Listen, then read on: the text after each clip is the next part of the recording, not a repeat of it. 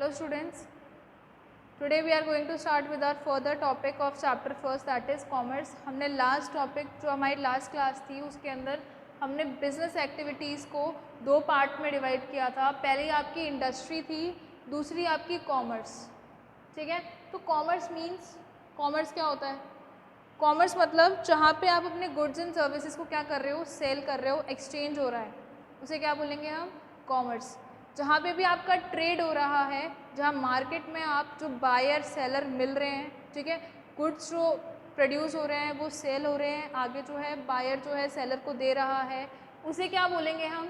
Commerce. तो commerce means, commerce is a wide term consisting of all those activities which are necessary for sale, transfer और exchange of goods and services. मतलब commerce मतलब वो सारी activities जो ज़रूरी हैं किसके लिए? सेल के लिए, ट्रांसफ़र के लिए, एक्सचेंज के लिए. और ये सेल ट्रांसफ़र किसका हो रहा है? गुड्स या सर्विसेज का. तो जहाँ पे भी आपके गुड्स और सर्विसेज एक्सचेंज होंगे या सेल होंगे उन्हें क्या बोलेंगे हम? कॉमर्स. तो कॉमर्स के कुछ रूल है, कुछ रोल है उसका, कॉमर्स का कुछ फंक्शन है जो हमें इसके अंदर देखना है. पहला है हिंड्रेंसेस ऑफ पर्सन. मतलब हिंड्रेंसेस मतलब प्रॉब्लम, कुछ रुकावट, कुछ प्रॉब्लम. तो जो हिंड्रेंसेस पर्सन्स में, मतलब अब जहाँ पे आपके प्रोड्यूसर्स और कंज्यूमर्स आपस में नहीं मिल पाते तो उनको मिलने के लिए, ठीक है, एक लिंक प्रोवाइड करने के लिए, जहाँ पे आपके जो कंज्यूमर और प्रोड्यूसर हैं वो क्या कर सकें, उन्हें एक मार्केट दिया जाए जहाँ पे वो लोग क्या कर सकते हैं? कम्युनिकेशन कर सकते हैं. ठीक है, जहाँ पे आपके प्रोड्यूसर्स और कंज्यूमर का, जो प्रोड्यूसर कौन है? जो गुड्स प्रोड्यूस कर रहा है, वो मार्केट में क्या करेगा? सेल करेगा. और कंज्यूमर क्या करेगा? उसको बाय करेगा, कंज्यूम करेगा. तो जहाँ पे कंज्यूमर्स और प्रोड्यूसर्स आपके आपस में मिल रहे हैं और गुड्स जो है एक्सचेंज हो रहा है, सेल हो रहा है, उसे क्या बोलेंगे आप? हिंड्रेंसेस. तो इस हिंड्रेंस को, इस प्रॉब्लम को कौन रिमूव करता है? ठीक है, इस हिंड्रेंस को कौन रिमूव करेगा? जो पर्सन्स का हिंड्रेंस है, मतलब जहाँ पे आप कंज्यूमर और बायर मिल सकते हैं, वो है आपका ट्रेड. ट्रेड मतलब मार्केट. आपको एक प्रोड्यूसर और कंज्यूमर को हम एक मार्केट प्रोवाइड कराते हैं जहाँ पे वो लोग क्या कर सकते हैं? इजीली एक दूसरे को सेल या एक्सचेंज कर सकते हैं गुड्स या सर्विसेज. नेक्स्ट है, कौन सी प्रॉब्लम है जो प्लेस में आती है? मतलब आपका जो गुड्स है एक जगह से दूसरी जगह जाएगा तो इसे कैसे लेके जाएंगे? ये कैसे एक जगह से जो है एक कंट्री में जो एक कॉर्नर है वो दूसरे कॉर्नर से कैसे जाएगा? ट्रांसपोर्ट. ट्रांसपोर्टेशन के थ्रू आपके जो गुड्स हैं वो एक प्लेस से दूसरी प्लेस पे जाएंगे. नेक्स्ट है हिंड्रेंसेस ऑफ टाइम. टाइम मतलब आपने, प्रोड्यूसर ने गुड्स जो है प्रोड्यूस कर लिए, अब कंज्यूमर को वो टाइम टू टाइम मिलते रहे तो उसके लिए क्या करता है प्रोड्यूसर? एक वेयर हाउस, एक स्टोरेज जो है वो बना के रखता है, जिससे क्या होगा, अगर कभी भी कंज्यूमर को कोई भी प्रोडक्ट की ज़रूरत पड़े या उसके पास जो है उसकी शॉप पे जो है वो चीज़ ख़त्म हो चुकी है तो वो अपने वेयर हाउस या स्टोरेज में से जाके वो प्रोड्यूसर जो है वो गुड्स लेके अपने कंज्यूमर के लिए आ जाए. नेक्स्ट है हिंड्रेंसेस ऑफ रिस्क. अब ये रिस्क मतलब जहाँ पे भी आपके गुड्स को रिस्क होता है, मतलब जहाँ पे भी आपके गुड्स को कोई रिस्क है, या तो चोरी से है या आग लग जाए, ठीक है, उन चीज़ों को, उन रिस्क को कौन मिनिमाइज़ करता है? आपका इंश्योरेंस. तो ये जो प्रॉब्लम आती है किसके अंदर? रिस्क के अंदर, उसको कौन मिनिमाइज़ करेगा? इंश्योरेंस जो है मिनिमाइज़ करेगा. अगर आपके पास फायर इंश्योरेंस है, थेफ्ट इंश्योरेंस है, आपने अपने गुड्स का जो है इंश्योरेंस करा रखा है, तो कोई भी ऐसा रिस्क आएगा तो उससे क्या होगा, आपके गुड्स को जो इंश्योरेंस कंपनी है वो क्लेम प्रोवाइड करा देगी. उसके बाद है hindrances of finance. Hindrances of finance मतलब ये जो भी एक्टिविटीज़ आप करोगे, ट्रेड कर रहे हो, ट्रेड के लिए क्या करना पड़ेगा? गुड्स लेके आने पड़ेंगे. ट्रांसपोर्टेशन में आपका ट्रांसपोर्टेशन कॉस्ट लगती है, ठीक है. स्टोरेज, वेयर हाउस आप बनाओगे, गोडाउन तो बनाओगे ना कोई ऐसा बेसमेंट या कोई ऐसी प्लेस लोगे ना वेयर हाउसिंग के लिए. फिर है इंश्योरेंस. इंश्योरेंस के लिए भी आपका पैसा तो लगता है, आपको प्रीमियम पे करना पड़ेगा.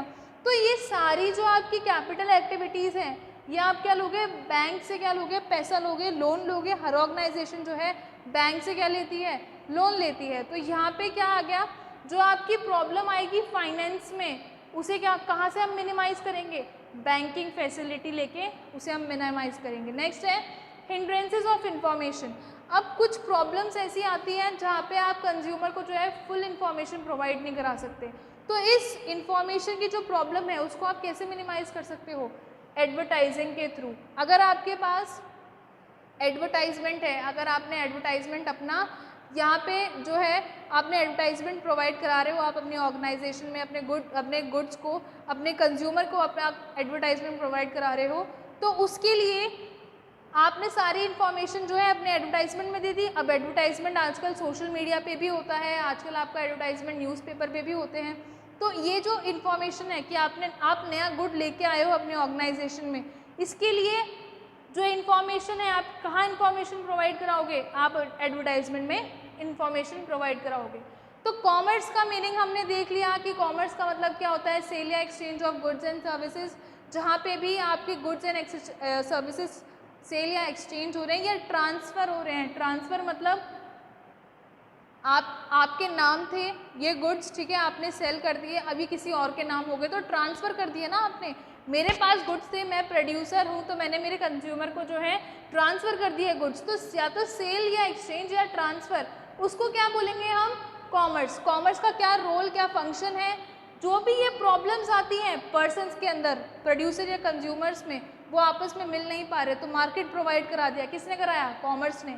अगर कोई प्लेस में प्रॉब्लम आ रही है कि भाई ट्रांसपोर्टेशन में प्रॉब्लम आ रही है, तो ये प्रॉब्लम कौन रिमूव कर रहा है, कॉमर्स। तो ऐसे ही टाइम हो गया, रिस्क हो गया, फाइनेंस, इंफॉर्मेशन, तो ये सारे जो आपके प्रॉब्लम्स हैं, ये हिंड्रेंसेस किसने रिमूव करी हैं, आपके कॉमर्स ने रिमूव करी हैं। तो आज की क्लास में हमने कॉमर्स की मीनिंग और उसके फंक्शंस देखे हैं।